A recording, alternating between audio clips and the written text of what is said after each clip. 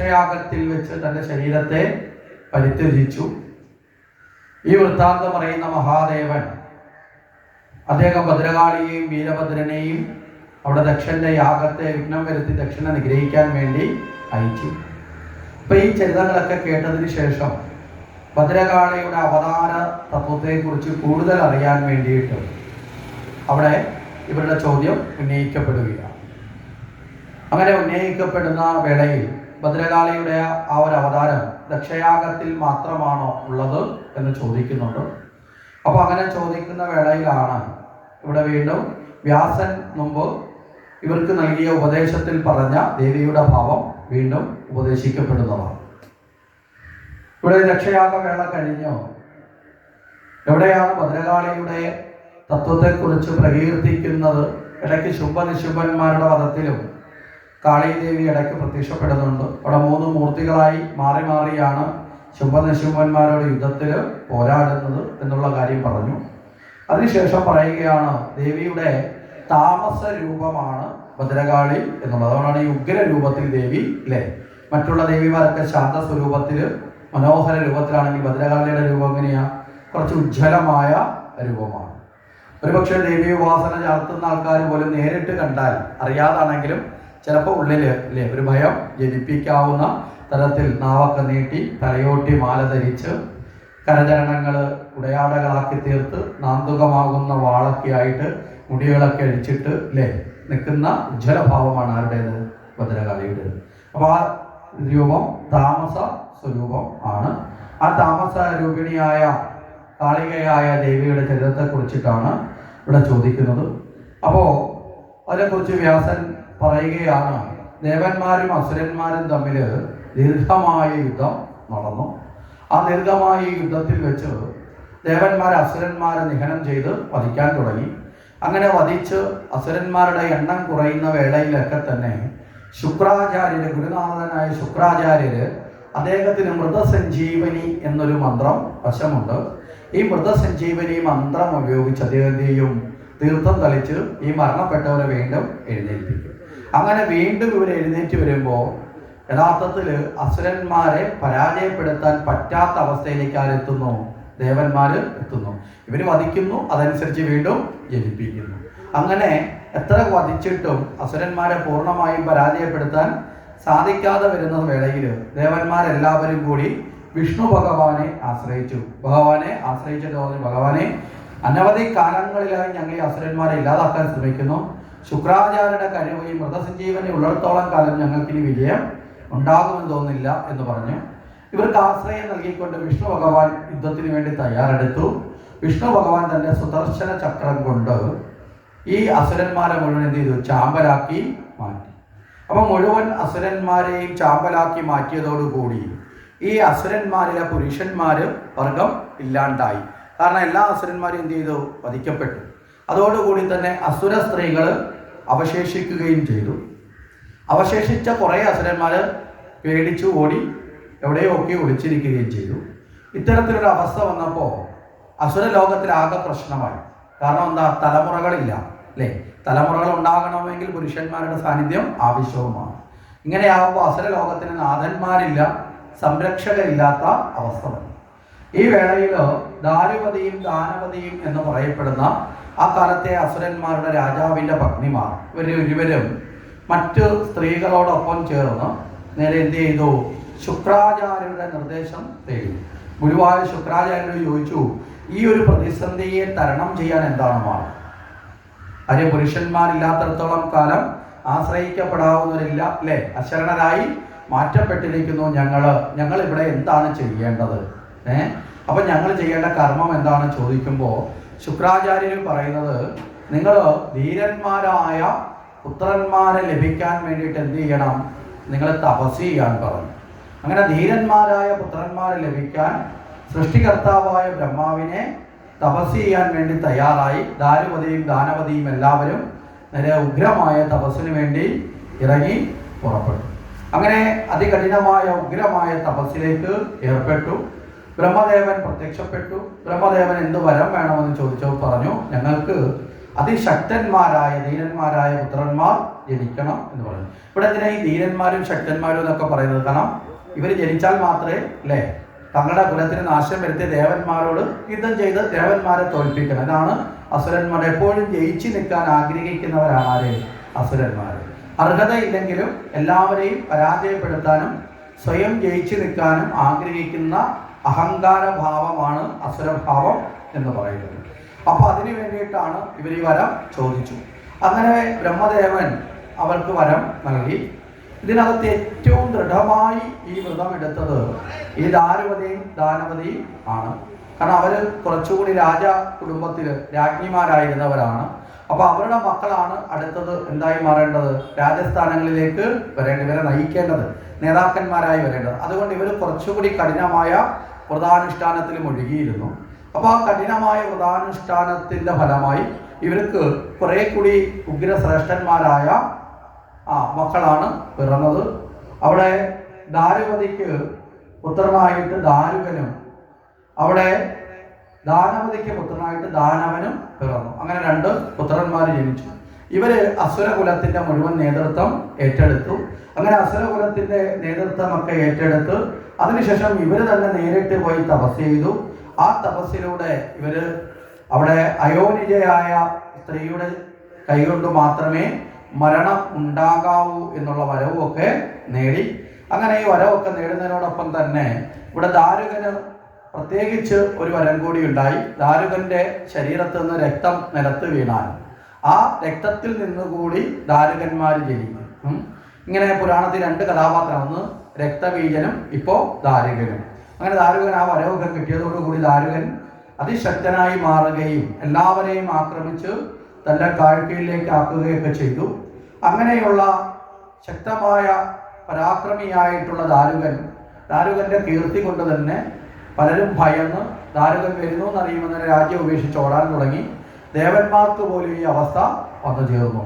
അങ്ങനെ ദാരുകൻ അവിടെ മയൻ എന്ന് പറയപ്പെടുന്ന അസുരന്മാരുടേതായിട്ടുള്ള ശില്പിയായിട്ടുള്ള മയന്റെ പുത്രിയായിട്ടുള്ള മനോദരിയെ വിവാഹം കഴിച്ചു. അവിടെ തൻ്റെ മകളെ വിവാഹം കഴിച്ച ആ ദാരുകന് വേണ്ടി അന്തിമാളം എന്ന് പറയുന്ന വലിയൊരു കോട്ട മയൻ സൃഷ്ടിച്ചു കൊടുത്തു. അസുരശില്പിയായ മയൻ അത്യന്തം സൃഷ്ടിച്ചു കൊടുത്ത ഈ കോട്ടയ്ക്കൊരു പ്രത്യേകതയുണ്ട്. ഈ കോട്ടയ്ക്കുള്ളിലേക്ക് പ്രവേശിക്കാൻ ആർക്കും സാധിക്കില്ല. അതുകൊണ്ട് ശത്രുഭയം കൂടാതെ ആർക്ക് വസിക്കാം? ഇവിടെ ദാരുകന് വസിക്കാം. അത്ര സുശക്തമായ ദൃഢമായ കോട്ടയാണ് അന്തിമാളം എന്നറിയപ്പെടുന്ന ഏറ്റവും പ്രബലമായ, ശത്രുക്കൾക്കുള്ളിലേക്ക് കയറാൻ പ്രയാസകരവും അതുപോലെ ഭയം ജനിപ്പിക്കുന്നതുമായ വാസകേന്ദ്രമാക്കി തിരഞ്ഞെടുത്തു. അങ്ങനെ എല്ലാ തരത്തിലും സുരക്ഷിതമായ ജീവിതത്തിലേക്ക് ആര് വന്നു? ദാരുകൻ വന്നു. അപ്രകാരമുള്ള ദാരുകന്റെ പത്നിയായിട്ടുള്ള ഈ മയന്റെ പുത്രി മനോദരി, ഈ മനോദരിയും തപസ്സൊക്കെ ചെയ്ത് വ്രതാനുഷ്ഠാനത്തിലൂടെ വരസിദ്ധി നേടിയിട്ടുള്ള സ്ത്രീയാണ്. പാതിവൃത്യത്തിലും ഏറ്റവും ശ്രേഷ്ഠമായിട്ടുള്ള ആളാണ് ആര്? ഈ മനോദരിയും. അങ്ങനെ എല്ലാവരെയും ഭയപ്പെടുത്തി ജീവിക്കുന്ന ഈ വേളയിൽ ഇവിടെ ഈ ദാരുകന്റെ അക്രമങ്ങളും മറ്റു തരത്തിലുള്ള പ്രതിസന്ധികളും ഒക്കെ വന്ന സമയത്ത് ഈ ദാരുകന്റെ അഹങ്കാരത്തെ ശമിപ്പിക്കുന്നതിന് വേണ്ടി എന്താണ് ചെയ്യേണ്ടത് എന്ന് ദേവന്മാരെല്ലാവരും കൂടി ത്രിമൂർത്തികളെ കണ്ട് ആലോചിച്ചു. അങ്ങനെ ത്രിമൂർത്തികളുമൊക്കെ ആയിട്ടുള്ള ആലോചനയിൽ ഏർപ്പെട്ട വേളയിൽ ഇവിടെ 7 ദേവതമാരെ ത്രിമൂർത്തികൾ സൃഷ്ടിച്ചു. ഈ 7 ദേവിമാരും കയ്യിൽ ആയുധമൊക്കെ ഏന്തിക്കൊണ്ട് നേരെ എവിടേക്ക് പോയി? ദാരികനെ നിഗ്രഹിക്കാൻ വേണ്ടി പോയി. ദാരികനെ നിഗ്രഹിക്കാൻ വേണ്ടി 7 പേരും കൂടി ചെന്നു. ഈ 7 പേരും ദാരികനുമായി യുദ്ധം ആരംഭിച്ചു. പക്ഷേ ഈ 7 പേരെയും ദാരുകൻ പരാജയപ്പെട്ടു. അപ്പോൾ ദാരുകന്റെ അഹങ്കാരം എന്ത് ചെയ്തു? കൂടുതൽ വർദ്ധിച്ചു. കാരണം എന്താ? ഇതുവരെ ഉണ്ടായിരുന്നൊരു വരം ഉണ്ടാകുന്ന അയോനിജയായ സ്ത്രീയുടെ കൈകൊണ്ടേ വധിക്കപ്പെടാവും. ഇപ്പോൾ ഇതാ അയോനിജയായിട്ട് തന്നെ വന്നവരാണ് 7 പേരും. അപ്പോൾ അവരെയും പരാജയപ്പെടുത്തിയ ദാരുകന് ഇനി ജീവിതത്തിൽ ഒരിക്കലും എന്തില്ല, പരാജയമില്ല എന്ന നിലയിലുള്ള ചിന്തയിലേക്ക് എത്തപ്പെട്ടു. അപ്പോൾ അത്തരം ഒരു ചിന്തയിലേക്ക് എത്തപ്പെട്ടാൽ ആരിലും എന്തുണ്ടാവും? അഹങ്കാരം ഉണ്ടാവും. ഈ അഹന്തയുടെ പൂർണ്ണതയിലേക്ക് ദാരുകൻ വന്നു ചേരുകയാണ്. അങ്ങനെ ആ അവസ്ഥയിലേക്ക് എത്തപ്പെട്ടതോടുകൂടി ദാരുകൻ നേരിട്ട് എന്ത് ചെയ്തു? ഇതുവരെ ദേവലോകം മാത്രമേ ആക്രമിച്ചിട്ടുള്ളൂ. അതൊക്കെ വിട്ടിട്ട് ദാരുകൻ തീരുമാനിച്ചു, ഇനി ത്രിമൂർത്തികളെ കൂടി അങ്ങ് തോൽപ്പിച്ചാൽ കൊള്ളാം. അവരാണല്ലോ ഇങ്ങോട്ട് ദേവിമാരെ അയച്ചത്. അപ്പോൾ അവരെ കൂടി തോൽപ്പിച്ചാൽ കൊള്ളാം. കാരണം ഇതുവരെയും ഒരു അസുരന്മാരും തയ്യാറായിട്ടില്ല. യഥാർത്ഥത്തിൽ ബ്രഹ്മ വിഷ്ണു മഹേശ്വരന്മാരുടെ വാസകേന്ദ്രം ആക്രമിക്കാൻ ഒരു അസുരന്മാരും നാളിതുവരെ തയ്യാറല്ല. പക്ഷെ ദാരുകൻ ഇവിടെ അതിന് തയ്യാറെടുപ്പെടുത്തി. അപ്പോൾ ദാരുകൻ നേരെ ശിവലോകത്തേക്ക് എത്തുകയാണ്, കൈലാസത്തേക്ക് എത്തി. ശിവനെയും ശിവഭൂതഗണങ്ങളെയും വെല്ലുവിളിച്ചു. ആ ഭാവത്തിലേക്ക് എത്തപ്പെട്ടപ്പോൾ ദാരുകനെ ഇനി നിലനിർത്തുന്നത് ശരിയല്ല എന്ന ചിന്തയിൽ സാക്ഷാൽ മഹാദേവൻ ഉഗ്രകോപിതനായി മാറി. ആ മഹാദേവന്റെ തിരുനെറ്റിയിൽ നിന്ന് പെട്ടെന്നൊരു ബീവത്സ സ്വരൂപത്തോടുകൂടി ദേവിയുടെ താമസ രൂപിണിയായ ഭദ്രകാളി ഭയം ജനിപ്പിക്കുന്ന, കാണുന്ന മാത്രയിൽ തന്നെ ഭയം ജനിപ്പിക്കുന്നു. ഇവിടെ ഈ ഭയം ജനിപ്പിക്കുന്ന എന്ന് പറയുമ്പോൾ നമ്മൾ എടുത്തൊന്ന് ചിന്തിക്കണം. ഇവിടെ നമ്മൾ ഇടയ്ക്ക് പറഞ്ഞു ഈശ്വര സങ്കല്പത്തിൽ ഭയം പാടില്ല അല്ലേ? എന്നിട്ട് ഇപ്പോൾ എന്തിനാണ് ഭയം ജനിപ്പിക്കുന്ന എന്ന വാക്ക് ഉപയോഗിച്ചത് എന്ന് ചിലപ്പോൾ അത് പറഞ്ഞത് ഓർമ്മയിലുണ്ടെങ്കിൽ ചിലപ്പോൾ ഇപ്പോൾ ചിന്തിക്കലേക്ക് വരാം. ഇവിടെ ഈ ഭയം ജനിപ്പിക്കുക എന്ന് പറഞ്ഞാൽ അജ്ഞാനികൾക്ക് ഭയം ഉളവാക്കുന്നതും ജ്ഞാനികൾക്ക് അഭയം, അതാണ് ഈശ്വരൻ. മനസ്സിലാവുന്നുണ്ടോ? അജ്ഞാനികൾക്ക് ഭയം ജനിപ്പിക്കും, ജ്ഞാനികൾക്ക് എന്താവും? ആ അഭയവുമായിട്ട് മാറും. അജ്ഞാനികൾക്ക് ക്ഷിപ്രകോപിയായിട്ട് മാറും, ജ്ഞാനികൾക്കോ ക്ഷിപ്രപ്രസാദിയായി മാറും. ഇതാണ് ഈശ്വരഭാവങ്ങളുടെ ഒരേ സമയത്തുള്ള രണ്ട് ഭാവം. മനസ്സിലായില്ലേ? നമ്മൾ സാധാരണഗതിയിൽ പറയും, നരസിംഹാവതാരമൊക്കെ കേൾക്കുന്ന സമയത്ത് പറയും ഭഗവാൻ ക്ഷിപ്രപ്രസാദോപിയായി വന്നു അല്ലേ? പക്ഷെ യഥാർത്ഥത്തിൽ ക്ഷിപ്രകോപി എന്നത് ഒരു ഭാവമാണ്. മറുഭാഗത്ത് അതേ സമയത്ത് തന്നെ ആ ഉഗ്രരൂപത്തിൽ തന്നെ ഭഗവാന്റെ ഏത് ഭാവമുണ്ട്? ക്ഷിപ്രപ്രസാദിയുണ്ട്. കാരണം ഭക്തനായ പ്രഹ്ലാദനോട് ക്ഷിപ്രപ്രസാദിയായിട്ടാണ് നരസിംഹം അവതാരം എടുക്കുന്നത്. ദുഷ്ടനായ ഹിരണ്യകശുവിന്റെ മുന്നിലോ ക്ഷിപ്രകോപിയായിട്ടാണ്. മനസ്സിലായില്ലേ? ക്ഷിപ്രപ്രസാദിയായിട്ടാണ് ആർക്ക് അനുഭവപ്പെട്ടത്? പ്രഹ്ലാദന്. അതുകൊണ്ട് പ്രഹ്ലാദന് അവിടെ ഭയമില്ലാതെ ഭഗവാനെ പുഞ്ചിരിയോടെ ഭജിക്കാൻ, സ്തുതിക്കാൻ സാധിച്ചു. മറുഭാഗത്തോ ക്ഷിപ്രകോപി എന്ന ഭാവത്തിൽ കണ്ട ഹിരണ്യകശുവിന് ഉള്ളിൽ ഭയം കൊണ്ട് അല്ലേ ആ ഭഗവാനെ ആക്രമിക്കാൻ തയ്യാറാവേണ്ട അവസ്ഥയിലേക്ക് വന്നു. ഇതാണ് ഒരേ സമയത്ത് തന്നെ വൈവിധ്യമായ ഭാവത്തിലൂടെ ദേവതാ തത്വത്തെ നമ്മുടെ ഭാവത്തിനനുസരിച്ചിട്ടാണ് ഈശ്വരഭാവത്തിൻ്റെ പ്രതിഫലനം എന്ന് പറയുന്നത്. നമ്മളിപ്പോൾ ഒരു കണ്ണാടിയിൽ നോക്കി, നമ്മൾ പുഞ്ചിരിച്ചുകൊണ്ടാണ് നോക്കുന്നത് കണ്ണാടിയിലെ രൂപം അല്ലേ? നമ്മുടെ തന്നെ രൂപം അതെങ്ങനെ ഇരിക്കും? പുഞ്ചിരിച്ചുകൊണ്ട്. നമ്മൾ പല്ലിളിച്ചാൽ പല്ലിളിക്കും. ഇതുപോലെ തന്നെയാണ് ഈശ്വരൻ എന്നത് എപ്പോഴും നമ്മുടെ പ്രതിഫലനം തന്നെയാണ്. മനസ്സിലല്ലേ? പ്രതിഫലിക്കാൻ പുറമേ വേറൊരു ഈശ്വരൻ ഉണ്ടോ? ഇല്ല. ആ പ്രതിഫലനത്തെ സൃഷ്ടിക്ക് നമ്മൾ തന്നെയാണ്. നമ്മളിലെ ഭക്തി രൂഢമൂലമാകുമ്പോൾ, ദൃഢമാകുമ്പോൾ നമുക്ക് സർവചരാചരങ്ങളും ഈശ്വരനായി അനുഭവപ്പെടും.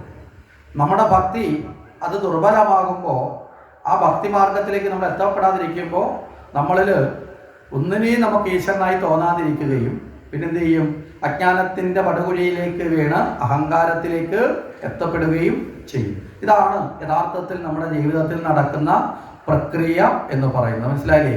ഈ പ്രക്രിയയിൽ നമ്മുടെ ഉള്ളിലുള്ള ഈശ്വരനെ കണ്ടെത്താനുള്ള ഒരു ദർപ്പണം മാത്രമാണ്, ഒരു ഉപാധി മാത്രമാണ് ഏത്? ക്ഷേത്രം, വിഗ്രഹം, ഇതൊക്കെ. അല്ലാതെ പൂർണ്ണതയല്ല. മനസ്സിലായില്ലേ? അതിലേക്ക് പോകുവാനുള്ള ഉപാധി മാത്രമാണ്. ആ ഉപാധിയിലൂടെ നമ്മൾ ഏതിലേക്ക് പോകണം? ഈശ്വരൻ എന്ന പരമമായ ജ്ഞാനത്തിലേക്ക് യാത്ര തിരിക്കണം. അതുകൊണ്ടാണ് സ്വാമി വിവേകാനന്ദനെ പോലെയുള്ളവർ പറയും, ക്ഷേത്രത്തിൽ ജനിക്കാം, ക്ഷേത്രത്തിൽ മരിക്കാൻ പാടില്ല. മനസ്സിലായില്ലേ? എന്താണ് അർത്ഥം എന്ന് ചോദിച്ചാൽ, ക്ഷേത്രത്തിലൂടെ ജനിക്കാം. കാരണം ക്ഷേത്രത്തിലൂടെ ഈശ്വരനെ അറിഞ്ഞറിഞ്ഞ് പോകണം. അല്ലാതെ എല്ലാ കാലത്തും അതിൽ തന്നെ കെട്ടി അല്ലേ? നമ്മൾ ആദ്യം പഠിക്കാൻ വേണ്ടി നമ്മൾ അംഗൻവാടി കൊണ്ടാക്കി, 10 വർഷം പഠിച്ചു. എവിടെയാ അംഗൻവാടിയിൽ എന്നാരെങ്കിലും പറയാറുണ്ടോ? പിന്നെ എവിടേക്ക് പോകും?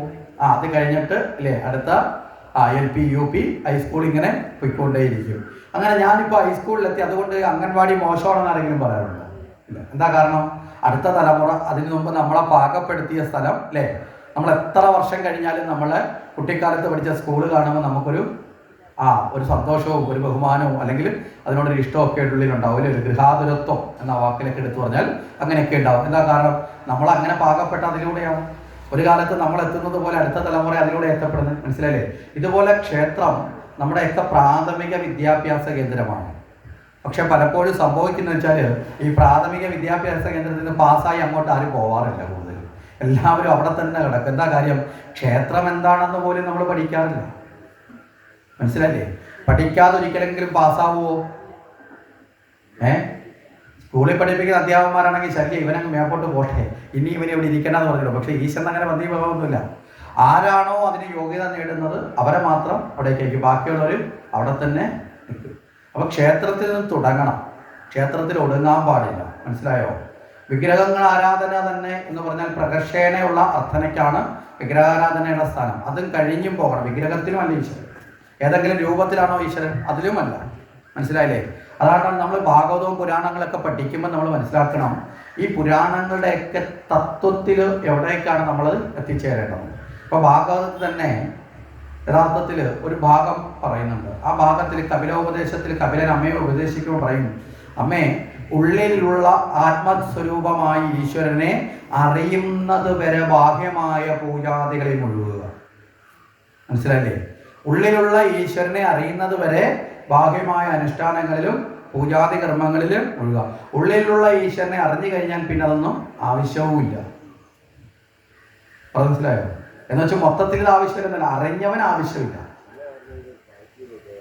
അതുകൊണ്ടാണ് സന്യാസിമാർക്ക് യഥാർത്ഥത്തിൽ നിർബന്ധമല്ല ക്ഷേത്ര ദർശനം. വേണമെങ്കിൽ പോകാം, പോകാതെ ഇരിക്കാം. മനസ്സിലല്ലേ? അപ്പം അവർക്ക് വേണമെങ്കിൽ മാത്രമാണ്. നമ്മളൊക്കെ ചില ആൾക്കാർ പറയാറുണ്ട്, ഒരു സ്ഥലത്ത് പോയപ്പോൾ ഒരു ക്ഷേത്രത്തിൻ്റെ കമ്മിറ്റിക്കാരോട് അല്ലെങ്കിൽ അവിടെയുള്ളവരോട് ചോദിച്ചു, ഇന്നടുത്ത് ഈ ആശ്രമം അടുത്തല്ലേ? അതെ, അടുത്തൊക്കെ തന്നെ. അപ്പോൾ അന്ന് എൻ്റെ ചോദിച്ചാൽ എങ്ങനെ ഞങ്ങൾ അറിയാം അദ്ദേഹത്തെ, അതുകൊണ്ടാണ് ചോദിച്ചത്. ഇടയ്ക്കൊരു ദിവസം ഇന്നതിനിടയിൽ ഒന്ന് പുള്ളി മഹാകള്ളനാണെന്നേ. സത്യം. അപ്പോൾ ചോദിച്ചു, എന്താ അമ്പലത്തിലോട്ടൊന്നും പോലും വരത്തില്ലെന്നേ, അപ്പുറത്ത് ആശ്രമം കെട്ടി താമസിച്ചിട്ട് അവിടേക്ക് എല്ലാവരും ചെല്ലണമെന്നാണ് പുള്ളിയുടെ ശൈലി. എന്താണ് കാരണം എന്നറിയോ? ക്ഷേത്ര തത്വം പോലും അറിയാത്തവരായതുകൊണ്ടാണ് ഇത് പറയുന്നത്. മനസ്സിലായോ? നിജത്വം മുറിച്ചവനാണ് സന്യാസി. സന്യാസി ആത്മാരാധനയിൽ എത്തപ്പെടുന്ന ആളാണ്. പിന്നെ ബാഹ്യമായ ആരാധന, മനസ്സിലായില്ലേ? തെറ്റല്ല അതാവാം, പക്ഷെ അതിൽ നിർബന്ധിതമായി നമ്മളെപ്പോലെയുള്ള സാധാരണക്കാരനാണ് അവിടെ ബാഹ്യാരാധനയിലൂടെ ആത്മാരാധനയിലേക്ക് എത്തേണ്ടത്. മനസ്സിലായില്ലേ? പരിപൂർണമായും ഒരു ക്ലാസ്സിൽ പഠിച്ച് ആ അറിവ് മുഴുവൻ നേടിയവന് പിന്നെ ആ ക്ലാസ്സിൽ ഇരിക്കേണ്ട ആവശ്യമുണ്ടോ? ഉണ്ടോ? മനസ്സിലായില്ലേ? ഈ വ്യത്യാസം നമ്മൾ തിരിച്ചറിയണം.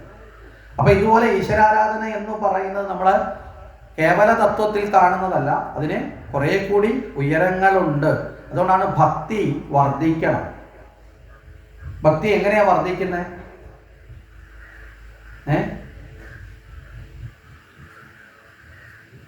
എങ്ങനെയാ ഭക്തി വർദ്ധിക്കുന്നത്?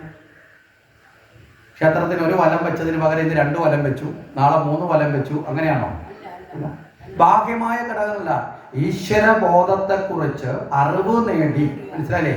വർദ്ധിക്കുക എന്ന് പറഞ്ഞാൽ അറിവ് നേടുക, ശരിയായ ജ്ഞാനം നേടി മനസ്സിനെ ആ തലത്തിലേക്ക് ഉയർത്തി ആ അറിവുമായി സമരസപ്പെടുന്നതിനെയാണ് ഭക്തിയെ വർദ്ധിപ്പിക്കുക എന്ന് പറയുന്നത്. മനസ്സിലല്ലേ? അവിടെയാണ് ശുദ്ധ ഭക്തിയിലേക്ക് നമ്മൾ എത്തേണ്ടത്.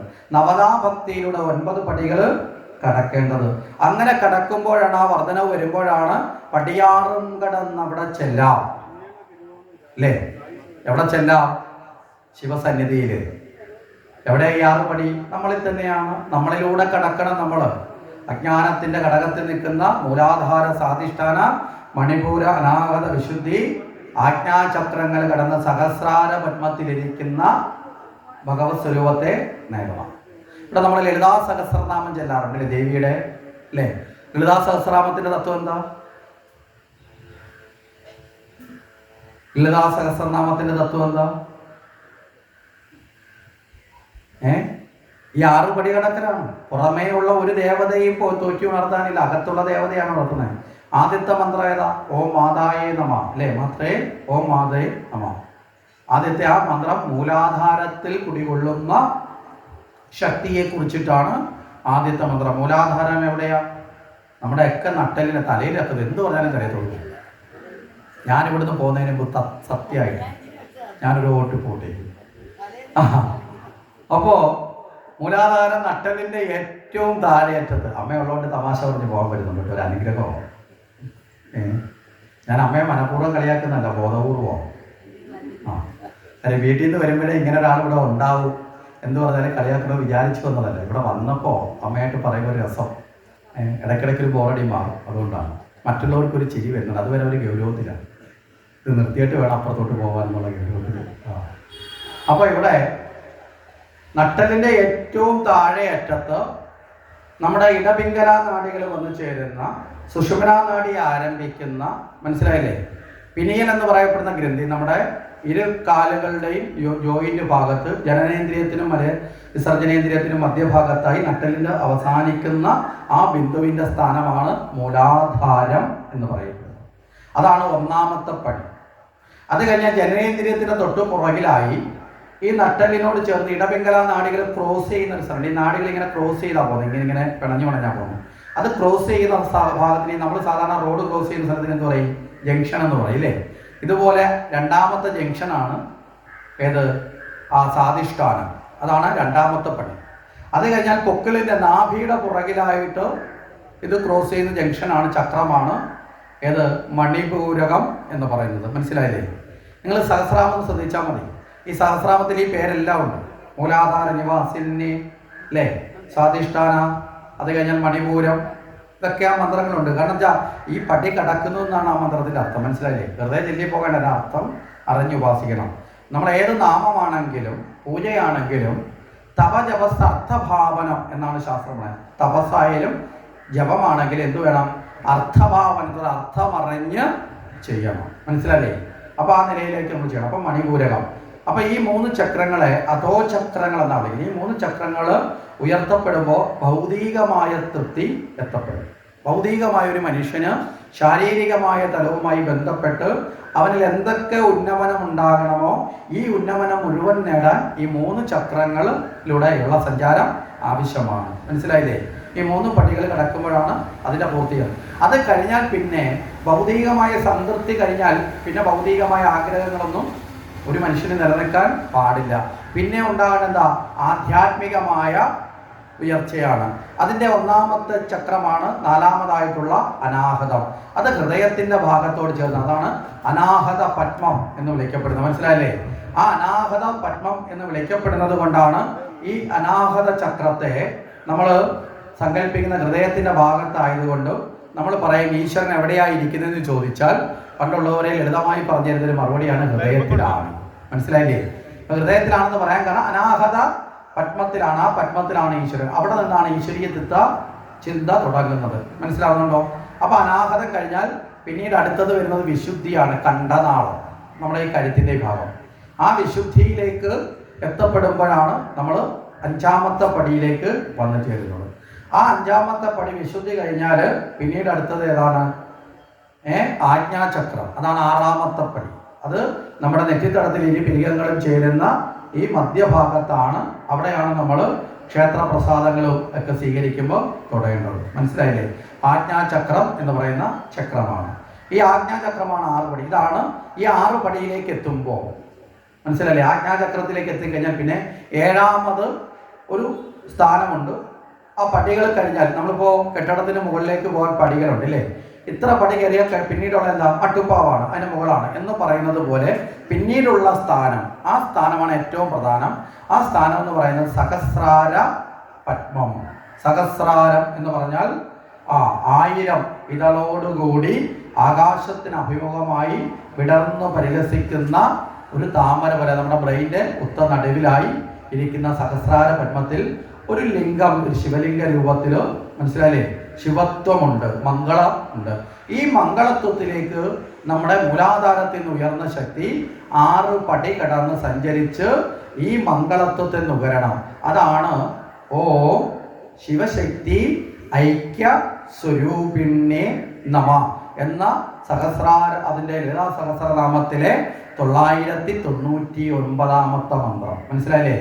ആ ശിവനും ശക്തിയും ഒന്ന് ചേർന്നാൽ അവിടെ ലളിതാ പരമേശ്വരി. അതാണ് 1000 മന്ത്രത്തിന്റെ പൂർത്തീകരണം. അടുത്ത മന്ത്രം ഏതാ? ഓം ലളിതാംബികായേ നമഃ. അതിനാണ് ലളിതാ സഹസ്രനാമം ജപിക്കുന്നത്. അത് മനസ്സിലായില്ലേ? ഇപ്രകാരമാണ് നമ്മളിൽ പ്രാണന്റെ ഉദ്ഗതി ഉണ്ടായി നമ്മളിത് കിടക്കുന്നത്. ഇതാണ് ഹരിനാമ കീർത്തനത്തിൽ പറയുന്നത്. നിലയാറും കടപ്പതിനുപരി അല്ലേ, നിലയാറും കടപ്പതിന് വരി എന്ന് പറയും. ഇത് തന്നെയാണ് മറ്റൊരർത്ഥത്തിൽ പറയും എന്താ, മുമ്പേ നിരാസന പുറച്ചേകനാടിയുടെ കമ്പങ്ങൾ തീർക്ക. അവിടെ ഏകനാടി എന്ന് പറഞ്ഞാൽ സുഷുമ്നാ നാടി. മനസ്സിലായില്ലേ? ഇതേ തത്വമാണ് ക്ഷേത്രത്തിന് ഷടാധാര പ്രതിഷ്ഠ. ഇതേ തത്വമാണ് കുചേലൻ തന്റെ പ്രാരാബ്ധത്തെ ഉപേക്ഷിച്ച് ഭഗവാനെ തേടിയെത്തുമ്പോൾ 7 നില മാളികയ്ക്ക് മുകളിൽ ഭഗവാൻ ഇരുന്നു എന്ന് പറയുന്നു. മനസ്സിലായില്ലേ? അല്ലാതെ കയ്യിൽ കാശുള്ളത് കൊണ്ട് വലിയ കെട്ടിടം കെട്ടി അതിന്റെ മുകളിൽ കയറി ഇരുന്നു എന്നല്ല എൻ്റെ അർത്ഥം.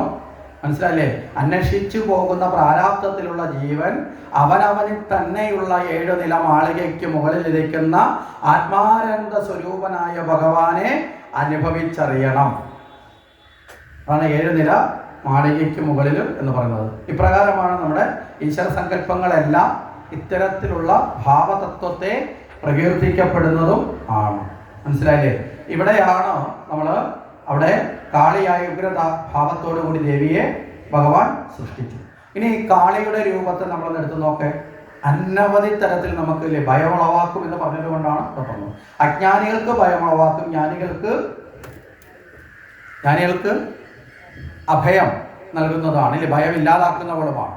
അപ്പോൾ ഭയം ഇല്ലാതാകലാണ് ഭക്തിയുടെ ഉത്തമ ലക്ഷണം. മനസ്സിലായില്ലേ? ഉത്തമ ഭക്തിയിലേക്ക് നമ്മൾ എത്തിയാൽ എന്ത് വേണം? ഭയം ഇല്ലാതാണ്. അതുകൊണ്ടാണ് ഈശ്വര ചിന്തയിൽ എന്ത് പാടില്ല? ഭയം ഉണ്ടാവരുത്. നമ്മൾ ദൈവഭയമുള്ളവരാവരുത്, ദൈവത്തിൽ അഭയം നേടുന്നവരാണ്. ഭയം ഇല്ലാതാവാനാണ് ഈശ്വരൻ. മനസ്സിലായില്ലേ? ഭയം അജ്ഞാനത്തിൻ്റെതാണൊക്കെ നമ്മൾ ആവർത്തിച്ച് ചർച്ച ചെയ്യുന്ന വെച്ചാൽ നമ്മൾ ഈ കുരുക്കിൽ വലിയതായി പെട്ടുപോയവരാണ്, അല്ലേ? ദൈവഭയം വേണം, ദൈവഭയം വേണം എന്ന് പറഞ്ഞ് ഇപ്പം ഏതാണ്ട് പറഞ്ഞ് എന്ത് ചെയ്തു? ഈ അറപ്പറ്റിയത് കണക്ക് ഈ അവസ്ഥയിലേക്ക്, ഇത്തരം അവസ്ഥയിലേക്ക് എത്തപ്പെട്ടവരായിട്ട് നമ്മൾ മാറ്റപ്പെട്ടിട്ടുണ്ട്. അപ്പം അതുകൊണ്ട് തന്നെ എന്ത് ചെയ്യണം? ആവർത്തിച്ച് നമ്മൾ ഉറപ്പിക്കണം, അല്ലേ? അത് ദൈവഭയം പാടില്ല എന്നുള്ള കാര്യം. ശരി, ഇവിടെ ഭദ്രകാളിയുടെ ഒരു സ്വരൂപത്തെ ഒരു ഭാഗ്യമായെങ്കിലും നമുക്ക് ഈ സമയത്തൊന്നും ചർച്ച ചെയ്യാം, അല്ലേ? ദേവിയുടെ രൂപത്തിൽ നമുക്ക് കാണാം കഴുത്തിൽ ഒരു തലയോട്ടി മാലയുണ്ട്. എന്തിനാ ഈ തലയോട്ടി മാല? അക്ഷരങ്ങളുടെ പ്രതീകമാണ്. മനസ്സിലായില്ലേ? നമ്മൾ 52 അക്ഷരങ്ങളുടെ പ്രതീകമാണ് തലയോട്ടി എന്ന് പറയപ്പെടുന്നത്. അത് കഴിഞ്ഞാൽ കൈകാലുകളൊക്കെ കെട്ടി മുറിച്ചിട്ടാണ് അല്ലെ ഉടയാടയായിട്ട് കൊടുത്തിട്ടുള്ളത്. എന്തിനാണ്? കർമ്മബന്ധങ്ങളെ ഇല്ലാതാക്കുന്നവൾ. കർമ്മത്തിന് ഏറ്റവും കൂടുതൽ സഹായിക്കുന്ന ഇന്ദ്രിയങ്ങളല്ലേ കൈകാലുകളും, അല്ലേ? കരചരണങ്ങളെ ഛേദിച്ചവൾ, കർമ്മത്തെ ഛേദിച്ചവൾ, അല്ലെങ്കിൽ അതിനെ വേർപെടുത്തിയവൾ. ഇനി നാവ് നീട്ടിയിട്ടാണ് ദേവിയുടെ രൂപം. എന്താ?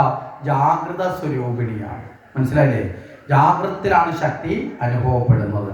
നമ്മൾക്കാർക്കെങ്കിലും സ്വപ്നത്തിലോ ഉറക്കത്തിലോ ശക്തി അനുഭവപ്പെടുമോ? ഇപ്പം നമ്മൾ നല്ല ആരോഗ്യമുള്ള ആളാണ്, പക്ഷെ ഉറക്കത്തിൽ കിടക്കുമ്പോൾ ശക്തി അനുഭവപ്പെടുമോ? ഇല്ല. നമ്മൾ സ്വപ്നം കണ്ടുകൊണ്ടിരുന്ന ശക്തി അനുഭവപ്പെടുമോ? ഇല്ല. എപ്പോഴും ശക്തിയുടെ അനുഭവം എപ്പോഴും എന്തിലാണ്? ജാഗ്രത ആണ്. മനസ്സിലായില്ലേ? 3 അവസ്ഥകളുണ്ട് മനസ്സിൻ്റെ. ഏതൊക്കെയാ 3 അവസ്ഥകൾ?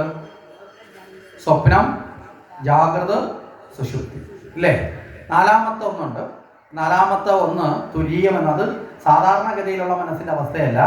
യോഗിമാർ നേടിയെടുക്കുന്ന, അവർ നിഷ്ഠാപൂർണമായ അനുഷ്ഠാനത്തിലൂടെ നേടുന്ന അവസ്ഥയാണ് 4ാമത്തത് തുരീയം. അതുകൊണ്ട് തുരീയത്തിന് മറ്റൊരു പേരുണ്ട്, ആനന്ദം. മനസ്സിലായില്ലേ? ഈ ആനന്ദത്തിലേക്ക് എത്താത്തത് കൊണ്ടാണ്, മനസ്സ് ആ നിലയിലേക്കുള്ള അപ്ഗ്രേഡ് ചെയ്യാത്തത് കൊണ്ടാണ് നമ്മൾ എവിടെ കിടക്കുന്നത്? നമ്മൾ ജാഗ്രത സ്വപ്ന സുഷുപ്തിയിൽ കിടക്കുന്നത്. ഈ ജാഗ്രത സ്വപ്ന സുഷുപ്തിയിലാണ് ത്രിഗുണങ്ങളുടെ സാന്നിധ്യം ഉണ്ടാകുന്നത്. ത്രിഗുണങ്ങളുടെ സാന്നിധ്യം ഉള്ളത് കൊണ്ടാണ് സുഖദുഃഖങ്ങളാകുന്ന വിഷയങ്ങളിൽ നമ്മൾ വീഴുന്നത്. മനസ്സിലായില്ലേ? ത്രിഗുണങ്ങൾ അകന്നാൽ പിന്നെ എന്തില്ല? സുഖദുഃഖങ്ങളാകുന്ന വിഷയങ്ങളൊന്നും ഇല്ല. ആനന്ദത്തിലേക്ക് മാത്രമായി ചേരും, പരമമായ ആനന്ദം. അതാണ് തുരീയം എന്ന് പറയുന്നത്. അപ്പൊ സ്വപ്നം, ജാഗ്രത, സുഷുപ്തി. എന്താണ് സ്വപ്നം? എന്താണ് ജാഗ്രത? എന്താണ് സുഷുപ്തി? മനസ്സിന്റെ 3 ഭാവങ്ങളാണ്, അല്ലേ? നമുക്കൊക്കെ ഈ 3 ഭാവം. ഇപ്പൊ നിങ്ങൾ ഉണർന്നിരുന്നോ, നിങ്ങൾ ശ്രദ്ധയോടെ ഇത് കേൾക്കുകയാണ്. അപ്പൊ നിങ്ങൾ പറയാം, ഞാൻ കേട്ടോണ്ടിരിക്കുകയാണ്, ഞാൻ കണ്ടുകൊണ്ടിരിക്കുകയാണ്. എന്താ കാരണം? ഞാൻ ജാഗ്രതയിലാണ്. മനസ്സിലായില്ലേ? ഞാൻ ഉണർന്ന് ആ പ്രത്യക്ഷത്തിലുള്ള ആ വിഷയത്തുമായി നേരിട്ട് ബന്ധപ്പെട്ടുകൊണ്ടിരിക്കുന്നതിനാണ് ജാഗ്രത, അല്ലേ? ഇവിടെ പ്രത്യക്ഷത്തിലുള്ള വിഷയം എന്താ? ഇവിടെ യജ്ഞം നടക്കുന്നു, പ്രഭാഷണം നടക്കുന്നു, അല്ലേ? അപ്പൊ ഈ വിഷയങ്ങളിലോട്ട് നേരിട്ട് ബന്ധപ്പെട്ടുകൊണ്ടിരിക്കുന്നതിനെ, നേരിട്ട് ആ സമയത്തുള്ള വിഷയങ്ങളുമായി നേരിട്ട് ലൈവില്, നമ്മൾ പറഞ്ഞില്ല ലൈവ് എന്ന് പറയത്തില്ലേ, നേരിട്ട് ബന്ധപ്പെട്ടുകൊണ്ടിരിക്കുന്നതിനെ ജാഗ്രത എന്ന് പറയാം. ഈ ജാഗ്രത ആണ് എപ്പോഴും ഉണർവിൻ്റെ ഭാവം. ഇത് കഴിഞ്ഞാലോ അപ്പൊ ജാഗ്രതയിൽ നമ്മൾ ബാഹ്യമായ വിഷയങ്ങളിലേക്ക് നമ്മുടെ ഇന്ദ്രിയങ്ങൾ ചേർന്ന് നിൽക്കും, അല്ലേ? നമ്മൾ ഉണർന്നിരിക്കുന്നതെന്നോ അല്ലെങ്കിൽ നമ്മളിവിടെ ശ്രദ്ധിച്ചിരിക്കുന്നതുകൊണ്ടല്ലേ നിങ്ങളുടെ കണ്ണുകൾ കൊണ്ട് നിങ്ങൾ നോക്കുമ്പോൾ ഈ ഭാഗത്തെല്ലാം കാണാൻ സാധിക്കുന്നത്, ഈ പറയുന്നത് കേൾക്കാൻ സാധിക്കുന്നത് എല്ലാം എന്തുകൊണ്ടാണ്? ഈ ജാഗ്രതയിൽ ബാഹ്യമായ ഇന്ദ്രിയങ്ങൾ ബാഹ്യ വിഷയങ്ങളുമായി ചേർന്ന് നിൽക്കുന്നതാണ്. ഇനി സ്വപ്നത്തിൽ വരുമ്പോൾ എന്തു പറ്റും? സ്വപ്നത്തിൽ വരുമ്പോൾ ഈ സ്വപ്നം എപ്പോഴാണ് സംഭവിക്കുന്നത്? തെറ്റാണ്. ഉറക്കത്തിൽ മാത്രമല്ല, ചിലത് ഉണർന്നിരുന്ന സ്വപ്നം കാണും. അല്ല, തമാശയ്ക്ക് പറഞ്ഞല്ല, ചിലര് ഉണർന്നിരുന്ന സ്വപ്നം കാണും. കാരണം അത് നമുക്ക് ഏറ്റവും കൂടുതൽ അറിയാൻ പറ്റും. യജ്ഞശാലയിലൊക്കെ ചിലടത്തൊക്കെ നൂറുകണക്കിന് ആൾക്കാർ ഇങ്ങനെ ഇരിക്കുന്നതാണ്. ഇതിൻ്റെ ഇടയിൽ ചിലർ ഇങ്ങനെ കണ്ണൊക്കെ മേടിച്ച് ഇങ്ങനെ ഇരിക്കും. നമ്മൾ വിചാരിക്കുമോ എന്തു രസമായിട്ട് ഇവർ വാപതം കേട്ടോണ്ടിരിക്കുക, ഭയങ്കര സന്തോഷത്തിൽ നമ്മൾ പറയും. ഇതിനിടയിൽ എപ്പോഴെങ്കിലും എന്തെങ്കിലും ഒരു കാര്യത്തിൽ വിടും, എന്തോ പറ്റിയേ? കാരണം എന്താ? അവർ വേറെ എവിടെയായിരുന്നു, മനസ്സിലല്ലേ? ചിലപ്പോൾ പ്രഭാഷണം നിർത്തിയാലും ഇവർ ഇരുന്നേക്കത്തില്ല. കാരണം എന്താ വെച്ചാൽ അവരവിടെ അല്ല, ഇരിക്കുന്നു എന്ന് മാത്രമേ ഉള്ളൂ, കണ്ണം തുറന്നിരിക്കും, മനസ്സിലല്ലേ? കൂടെ വന്നവരടുത്തിരിക്കാൻ തട്ടുമ്പോൾ അത് തീർന്നോ എന്ന് പറഞ്ഞ് കൂടെ എണീറ്റ് പോകും. കാരണം ഉണർന്നിരിക്കുമ്പോഴും സ്വപ്നത്തെ കാണാൻ സാധിക്കും. സ്വപ്നത്തിലൊരൊറ്റ അർത്ഥമേ ഉള്ളൂ, അതായത് ഇന്ദ്രിയ വിഷയങ്ങളിലൂടെ അല്ലാതെ, മനസ്സിലായില്ലേ, മനസ്സ് നേരിട്ട് പ്രപഞ്ച വിഷയങ്ങളെ അനുഭവിക്കുന്നതാണ് സ്വപ്നം. സ്വപ്നത്തിൽ നമ്മൾ നമ്മുടെ ഒരു കൂട്ടുകാരനെ കണ്ടു, കൂട്ടുകാരനോട് സംസാരിച്ചു, അവൻ പറയുന്നത് കേട്ടു. ഇത് ഏതെങ്കിലും കണ്ണുകൊണ്ടാണോ കണ്ടത്? ആണോ? മനസ്സിലായോ? കാതുകൊണ്ടാണോ കേട്ടത്? ആണോ? സ്വപ്നത്തിൽ അല്ല, കാതിന് അവിടെ പ്രയോഗമില്ല. കാരണം പുറമേ നിന്നുള്ള ശബ്ദം അടുത്ത് നിൽക്കുന്നില്ല ആരും, മനസ്സിലായില്ലേ? ഇനി പുറകത്തിൽ കിടക്കാന്ന് വെച്ചോ, നമ്മൾ അടുത്ത് നിൽക്കുന്ന, നമ്മൾ ഉത്സവപ്പറമ്പിൽ വരെ സ്വപ്നത്തിൽ പോയില്ലേ? ആനയും കുതിരയും വെടിക്കെട്ടും ഒക്കെ നമ്മൾ കണ്ടത് കണ്ണുകൊണ്ടാണോ? മനസ്സ് ഇന്ദ്രിയ സ്വഭാവത്തെ സ്വയം രൂപപ്പെടുത്തി, മനസ്സിലായില്ലേ? ആ മനസ്സ് ഇന്ദ്രിയ സ്വഭാവത്തെ സ്വയം രൂപപ്പെടുത്തി ഇന്ദ്രിയ വിഷയങ്ങളെ സ്വയം സൃഷ്ടിച്ച് അനുഭവിക്കുന്നതാണ് സ്വപ്നം, അല്ലേ? ആണോ? അല്ലേ? അവിടെ നമ്മൾ വിഷയത്തെ കാണുന്നുണ്ട്, ഉത്സവം കാണാം, ആഘോഷങ്ങൾ കാണാം, ദുഃഖം തരുന്നതോ സുഖം തരുന്നതോ വിഷയങ്ങളെ കാണാം, അല്ലേ? നമുക്ക് ഇഷ്ടമുള്ളവരെ കാണാം, ഇഷ്ടമില്ലാത്തവരെ കാണാം, അടിയുണ്ടാക്കാം, വഴക്കുണ്ടാക്കാം, പുറമേ ഇരുന്ന് ചെയ്യുന്ന എല്ലാ പണി സ്വപ്നത്തിലും ചെയ്യാൻ വേണമെന്ന് വെച്ചാൽ, അല്ലേ? അത് കഴിഞ്ഞാലുള്ളതാണ് സുഷുപ്തി. സുഷുപ്തിയിൽ എന്താ സംഭവിക്കുന്നത്? മനസ്സ് പൂർണ്ണമായും ഇന്ദ്രിയ വിഷയങ്ങളെ അനുഭവിക്കാൻ ഇന്ദ്രിയങ്ങളിലൂടെയോ സ്വയമേയോ സാധിക്കാത്ത അവസ്ഥയിൽ മനസ്സെന്താവും? പൂർണ്ണമായും ബോധത്തിൽ ലയിക്കപ്പെടും. അതായത് മനസ്സിന് സ്വയം പ്രകാശിക്കാൻ അല്ലെങ്കിൽ പ്രവർത്തിക്കാനുള്ള കഴിവ് ഇല്ലാതാവുന്നതോടെ മനസ്സ് പൂർണ്ണമായും ബോധത്തിൽ ലയിക്കപ്പെടും, മനസ്സിലായില്ലേ? അതുകൊണ്ട് മനസ്സിന്റെ പ്രവൃത്തി അവിടെ ഏതിലില്ല? സുഷുപ്തിയിൽ ഇല്ല. അതുകൊണ്ടാണ് അവിടെ സ്വപ്നവും കാണുന്നില്ല, ജാഗ്രതവും പുറമേ ഉള്ളതും കാണുന്നില്ല. അതുകൊണ്ടാണ് നല്ല സുഷുപ്തി കഴിഞ്ഞ് എണീക്കുമ്പോൾ ചെല്ലി വെച്ചാൽ പറഞ്ഞില്ലേ, പോത്ത് പോലെ മുറങ്ങി, നടന്നത് പറഞ്ഞില്ല, ഇടിവെട്ടിയത് പറഞ്ഞില്ല, മഴ പെയ്ത് പറഞ്ഞില്ല, കട്ടിലിൽ നിന്ന് ഉരുണ്ട് നിലത്ത് വീണാൽ അത് പറയത്തില്ല. അത് മനസ്സിലായില്ലേ? ചിലർ കിടക്കുന്ന പായ്ക്കകത്തുനിന്ന് ചിലർ ഉരുട്ടി മാറ്റിയിട്ട് പായ എടുത്തുകൊണ്ട് പോയാൽ പോലും ചിലര് അറിയത്തില്ല. എന്താ കാരണം? അവര് പൂർണ്ണമായിട്ടും മനസ്സിന്റെ പ്രവൃത്തിയിൽ നിന്ന് പൂർണ്ണമായിട്ട് വിമുക്തമാണ്. അപ്പൊ ഇവിടെ ആ അർത്ഥത്തിൽ മനസ്സ് ബോധത്തിൽ ലയിക്കപ്പെട്ടാൽ അവിടെ ഒരു സുഖം കിട്ടും. കാരണം എന്താ? അപ്പം സുഖത്തെ മാറ്റിയിട്ട് നമ്മളെ പലതരത്തിലുള്ള വിഷയങ്ങളിലേക്ക് കൊണ്ടുപോയി ഭ്രമിപ്പിക്കുന്ന ആളാരാ? മനസ്സാണ്. അതുകൊണ്ടാണ് മനസ്സോടെ ഇല്ലാതായപ്പം നമ്മൾ കിടന്നുറങ്ങി എണീക്കാൻ നമുക്കൊരു നല്ല സുഖം കിട്ടുന്നത്. ശരീരത്തിൽ, മനസ്സിലല്ലേ? ഈ അവസ്ഥ ഉണർന്നിരുന്നു കൊണ്ട് തന്നെ അനുഭവിക്കുന്നതിനെയാണ് തുര്യം എന്ന് പറഞ്ഞത്, മനസ്സിലായില്ലേ? ഈ സുഖം കിട്ടുന്നത് നമ്മൾ അറിയുന്നില്ല. ആ സുഖം കിട്ടുന്ന വേളയിൽ തന്നെ ആ സുഖത്തെ അറിയുകയും അത് നഷ്ടപ്പെടാതിരിക്കുകയും ചെയ്യുന്ന അവസ്ഥയിലേക്ക് മനസ്സ് എത്തപ്പെടും. അതാണ് തുര്യം എന്ന് പറയുന്നത്. ഇവിടെ ജാഗ്രതയുടെ സ്വരൂപമാണ് ആര്? ഭദ്രകാളി. അതുകൊണ്ടാണ് ഭദ്രകാളി നാവിന്റെ പ്രകൃതീശ്വരിയാണ്, മനസ്സിലായില്ലേ? വിശ്വപ്രപഞ്ചത്തെ അനുഭവിക്കുന്നവളായി നാവിനെ നീട്ടി നിൽക്കുന്നത്. ഇനി ദേവിയുടെ കയ്യിൽ ഒരു വാളുണ്ട്, നാന്തുകം പോലൊരു വാള്, അല്ലേ? കറക്റ്റ് പറഞ്ഞാൽ കരുത്തിന്റെ അളവിന് ഒരു റാ പോലെ ഇരിക്കുന്നതാണ്, വെച്ച് വിട്ടിട്ട് ഒരു പിടിപിടിക്കുക. എന്താ? അജ്ഞാന നാശകിയാണ്. അജ്ഞാനത്തെ ദുഷ്ടന്മാരായാലും എല്ലാവരും കൊണ്ടു നടക്കുന്ന എവിടെയാ? അല്ലേ? അഹങ്കാരം മുഴുവന്റെ ഇരിപ്പിടം എവിടെയാ? തലയിലാണ്. ബുദ്ധി ഇരിക്കുന്നതിന് പകരം അജ്ഞാനത്തെ ഇരുത്തും. അപ്പൊ അതെന്ത് ചെയ്യണം? ഛേദിച്ചു കളയാം. അജ്ഞാനത്തെ ഇല്ലാതാക്കുന്ന ഭാവം എന്നുവെച്ചാൽ കൊല്ലുക എന്നുള്ളതാണ്, അജ്ഞാനത്തെ അകറ്റുക എന്നുള്ളതാണ്. മനസ്സിലായോ? ഇനി ആ ദേവിയുടെ കണ്ണുകൾ, ഉജ്ജ്വലമായ 2 കണ്ണുകളൊക്കെ ഉണ്ട്. അത് സൂര്യചന്ദ്രന്മാരുടെ ഉഗ്രഭാവമാണ്. അത് കഴിഞ്ഞാൽ മുടിയിഴകൾ അഴിച്ചിട്ട് നിൽക്കുന്ന ഏക ദേവീ സങ്കല്പം ആരാ?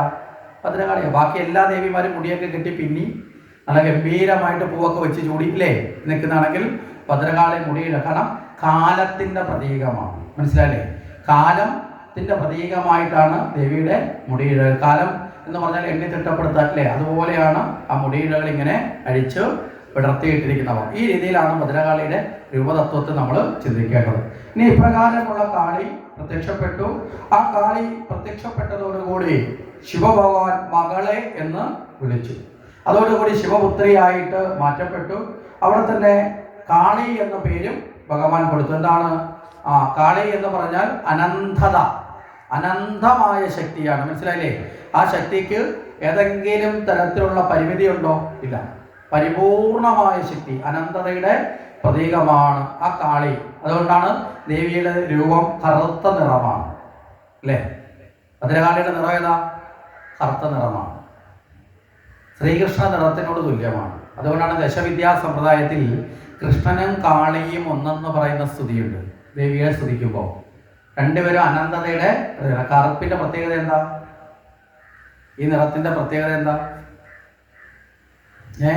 ഇവിടെ എല്ലാ ഗുണങ്ങൾക്കാണ് നിറം എന്നൊരു തത്വം ഇവിടെ എടുക്കുന്നത്. എല്ലാ ഗുണങ്ങളെയും ഉള്ളടക്കിയവൾ. മനസ്സിലായില്ലേ? അതിന്റെ കാരണം വേറെ ഏത് നിറവും നിങ്ങൾ തമ്മിൽ ചേർത്ത് നോക്കെ മറ്റൊരു നിറമാവും. മഞ്ഞയും നീലയും കൂടെ ചേർത്താൽ വേറൊരു നിറമാവും. ചുവപ്പും പച്ചയും കൂടെ ചേർത്താൽ വേറൊരു നിറം ഉണ്ടാവും. നിങ്ങൾ ഏത് നിറം കൊണ്ട് കറുപ്പിനോട് ചേർത്ത് നോക്കെ ഏത് നിറമായിരിക്കും? കറുപ്പായിരിക്കും. മനസ്സിലായില്ലേ? അപ്പൊ എല്ലാ ഗുണങ്ങളെയും ഏതൊന്നിന്റെ ഉള്ളിൽ അടക്കിയിട്ടുണ്ടോ ആ സർവ്വ ഗുണത്തെയും ഉള്ളടക്കിയതെന്ന അർത്ഥത്തിലാണ് ശ്രീകൃഷ്ണ പരമാത്മാവും കാളിയും ഒക്കെ ഉള്ളതാണ് അനന്തത. മനസ്സിലായില്ലേ? ആ നിറത്തിന്റെ പേരാണ് കൃഷ്ണന് കൃഷ്ണ എന്ന പേര് വരുന്നത്.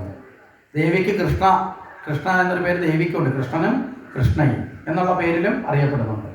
അപ്പൊ ഇവിടെ ആ തരത്തിലുള്ള അനന്തതയുടെ നിറമാർന്ന കാളിയുടെ കയ്യിലേക്ക് ശിവഭഗവാൻ എന്ത് ചെയ്തു? ഒരു വെട്ടുകത്തിയൂടെ കൊടുത്തു. പോകുന്ന ഒരു കർമ്മത്തിന് മുമ്പ് ആയുധം വേണമല്ലോ.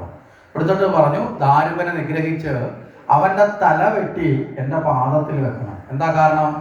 അവൻ ത്രിമൂർത്തികളെ മാത്രമേ, അത്ര അജ്ഞാനിയാണ് അല്ലേ? അത്ര അജ്ഞാനിയായ അവന്റെ ശിരസിനെ ഛേദിക്കണം എന്ന് പറഞ്ഞുകൊണ്ട് ഒരു ഉഗ്രമായ കൊടിവാളൊക്കെ കൊടുത്ത് യാത്രയാക്കി. പോകുന്ന സമയത്ത് ദേവി വേതാളത്തെ വാഹനമാക്കി. എന്താ ഈ വേതാളത്തെ വാഹനമാക്കാനുള്ള കാരണം? ദാരുകനൊരു തപസ് ചെയ്ത് വരം നേടിയിട്ടുണ്ട്. അവൻ്റെ ഓരോ തുള്ളി ചോരയിൽ നിന്നും ഇല്ലേ, നാട്ടുകാരെ ഇന്നത്തെ കാലത്ത് പറഞ്ഞാൽ ഓരോ തുള്ളി ചോരയിൽ നിന്നും 1000 പേര് ഉയരും എന്നൊക്കെ പറഞ്ഞ് മുദ്രാവാക്യം വിളിച്ച് നമ്മളെ പലരും പറ്റിച്ചിട്ടുണ്ടല്ലോ. ആരും ഉയർന്നില്ല എന്നുള്ളത് സത്യം. ഇതൊക്കെ വിളിക്കാൻ പോയ പാവപ്പെട്ട നാട്ടുകാരൻ്റെ ചോര റോഡിലൊക്കെ കുറേ പോയത് കഷ്ടം എന്നേ പറയാൻ പറ്റും. അപ്പോൾ ഏതോ നേതാവിന് വേണ്ടി പണിയെടുത്ത് ജീവിതം പാഴാക്കുന്നവരെയാണല്ലോ നമ്മൾ എന്ത് പറയുന്നത്, അണികളെന്ന് പറയപ്പെടുന്നത്.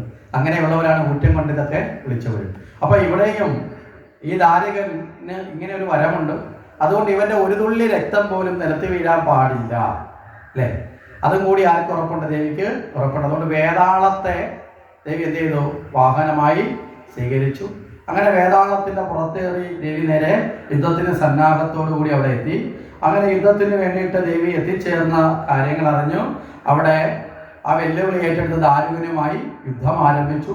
ദാരുകനും ദേവിയും തമ്മിലുള്ള യുദ്ധത്തിനിടയിൽ ദാനവനെ ആദ്യം വധിച്ചു അല്ലെ? സഹോദരനായി ജനിച്ച ദാനവനെ ആദ്യം വധിച്ചു. അസുരന്മാരെ ഒട്ടനവധി ദേവി വധിക്കാൻ തുടങ്ങി. അവസാനം നേരിട്ട് യുദ്ധം ആരുമായിട്ടായി? ദാരുകനുമായിട്ടായി. ദാരുകനുമായിട്ട് യുദ്ധം ചെയ്യുന്ന വേളയിൽ ദാരുകന്റെ ദേഹത്തു നിന്ന് ഒരു തുള്ളി രക്തമെങ്കിലും പുറത്തേക്ക് വന്നാലോ ആ സമയം തന്നെ ആരോടിയെത്തും? വേതാളം ഓടിയെത്തി അതെല്ലാം തന്നെ നാവ് കൊണ്ട് നക്കി കുടിക്കാൻ തുടങ്ങി. അപ്പം ദാരുകന്മാരെ സൃഷ്ടിക്കാനും പറ്റാത്ത അവസ്ഥ വന്നു. അപ്പം ദാരുകന് പരാജയം ഉണ്ടാകുമോ എന്നുള്ള അവസ്ഥ വന്നപ്പോൾ അവിടെ ദാനവതി തൻ്റെ ഭർത്താവിൻ്റെ രക്ഷയ്ക്ക് വേണ്ടി ദാനവതി തൻ്റെ പാതകൃത്യം കൊണ്ടും താൻ നേടിയ വരബലം കൊണ്ടും അവിടെ ഭദ്രകാളിയെ യുദ്ധത്തിൽ എന്ത് ചെയ്യണം? തളർത്താൻ വേണ്ടിയിട്ട് രോഗപീഠ കൊണ്ട് വലയിപ്പിച്ചു. മനസ്സിലായില്ലേ? ദാനവതിയുടെ പ്രാർത്ഥന പ്രകാരം ആ ദുർഭാവ ചിന്തകൾ കൊണ്ട് തൻ്റെ ഭർത്താവിനെ രക്ഷിക്കാൻ വേണ്ടിയിട്ട്, മനസ്സിലായില്ലേ, ദുഷ്ടനായ അധർമ്മിയായ ഭർത്താവിനെ രക്ഷിക്കാൻ തീരുമാനിച്ചതോടുകൂടി അവിടെ എന്തായി മാറി? അവിടെ മനോദരിയും യഥാർത്ഥത്തിൽ എന്ത് ചെയ്തു? തെറ്റിന് കൂട്ടുനിൽക്കുന്നവളായി മാറി. അതോടുകൂടി രോഗപീഠകൾ കൊണ്ട് വലയ്ക്കാൻ തീരുമാനിച്ചു. വസൂരി കൊണ്ട് ഭദ്രകാളിയുടെ ശരീരം മുഴുവൻ നിറഞ്ഞു. അപ്പോൾ വസൂരി നിറഞ്ഞതോടുകൂടി ആ രോഗപീഠ കൊണ്ട് ആ കാളിക്ക് പൂർവാധികം ശക്തിയോടെ യുദ്ധം ചെയ്യാൻ പറ്റാത്ത അവസ്ഥ വന്നു. ആ അവസ്ഥയിൽ ദേവന്മാരെ വീണ്ടും മഹാദേവനെ ശരണം പ്രാപിച്ചു. മഹാദേവൻ തന്നിൽ നിന്ന് ജന്മമെടുത്തിരിക്കുന്ന പുത്രിയായിരിക്കുന്ന കാളിയെ സംരക്ഷിക്കുന്നതിന് വേണ്ടി, ദാരുക നിഗ്രഹത്തിന് വിഘ്നം കൂടാതെ നടത്തുന്നതിന് വേണ്ടിയിട്ടും ഖണ്ഡാകർണൻ എന്നൊരു ദേവനെ ഭഗവാന്റെ കണ്ഠനാഥത്തിൽ നിന്ന് സൃഷ്ടിച്ചു. ഈ ഖണ്ഡാകർണൻ നേരെ യുദ്ധക്കളത്തിലെത്തി. ആ ഖണ്ഡാകർണൻ തൻ്റെ വലിയ നാവ് കൊണ്ട് ദേവിയുടെ ശരീരത്തിലുള്ള വസൂരികളെ മുഴുവൻ നക്കി എടുത്തു.